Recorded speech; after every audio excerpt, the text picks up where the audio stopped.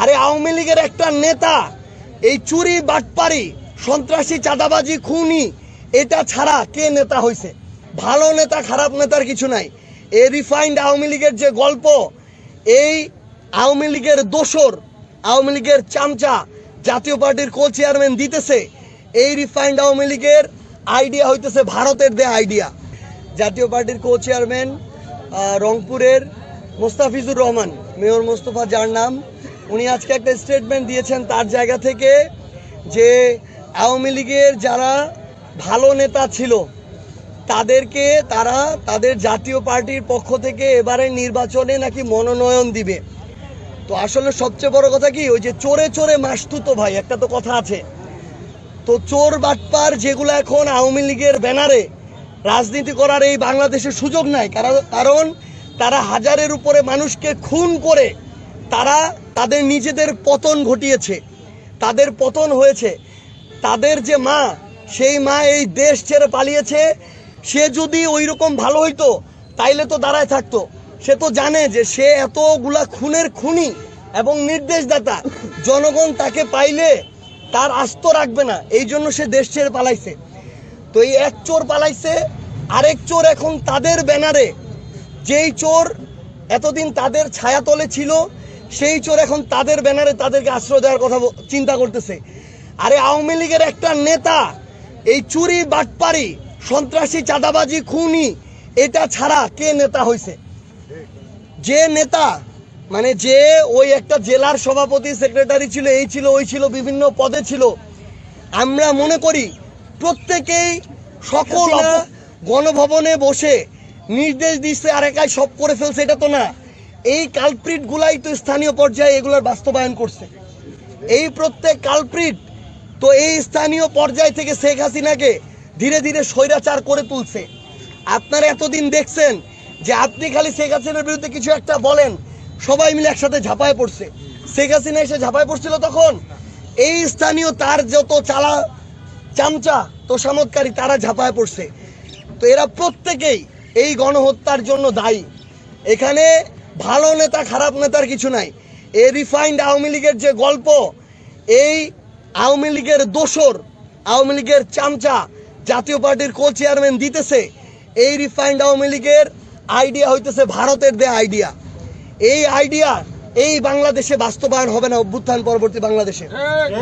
আমরা স্পষ্ট করে একটা কথা বলি, এই বাংলাদেশে যারা 2009-এ বিডিআর হত্যাকাণ্ড ঘটিয়েছে, শাপলায় আমাদের আলেম ভাইদের উপরে নৃশংস হত্যাকাণ্ড ঘটিয়েছে, এই 24-এর অভ্যুত্থানে হাজারের অধিক ছাত্র জনতাকে খুন করেছে, সেই খুনিরা এই বাংলাদেশে কখনো রাজনীতি করতে পারে না। আমরা স্পষ্ট করে বলি, যেভাবে আওয়ামী লীগের রাজনৈতিক বা দলীয় সকল কার্যক্রম নিষিদ্ধ করা হয়েছে, আওয়ামী লীগের সবচেয়ে বড় দোসর আওয়ামী লীগের অবৈধ নির্বাচনের বৈধতা দেওয়ার চেষ্টা করা, এই জাতীয় পার্টির কার্যক্রম একইভাবে নিষিদ্ধ ঘোষণা করতে হবে এবং আইনগত প্রক্রিয়ায় স্থায়ীভাবে এই আওয়ামী লীগ এবং তার বি টিম জাতীয় পার্টিকে বাংলাদেশ থেকে চিরতরে এই রাজনীতির জায়গা থেকে নিষিদ্ধ ঘোষণা করতে হবে। তাদের সাহস কিভাবে হয় গণ অধিকার পরিষদের মতো একটা দলের নিষিদ্ধ নিয়ে কথা বলার? এই গণ অধিকার পরিষদের আমাদের নূর ভাই ফ্যাসিস্ট বিরোধী লড়াইয়ের অন্যতম সহযোদ্ধা, তার অনেক কাজের আমরা সমালোচনা করতে পারি, আমাদের দ্বিমত থাকতে পারে, এটা আলাদা হিসাব। কিন্তু শেখ হাসিনার সময়ে তার ছাত্রলীগ আওয়ামী লীগ যুবলীগের গুন্ডাদের মাইর খেয়ে রক্তাক্ত হয়ে সে রাস্তাঘাটে তাকে পড়ে থাকতে হয়েছে। সে এতদিন ধরে এই লড়াই করেছে, সে অভ্যুত্থান, এই আমাদের অভ্যুত্থানের সময় রাজপথে থেকে লড়াই করেছে।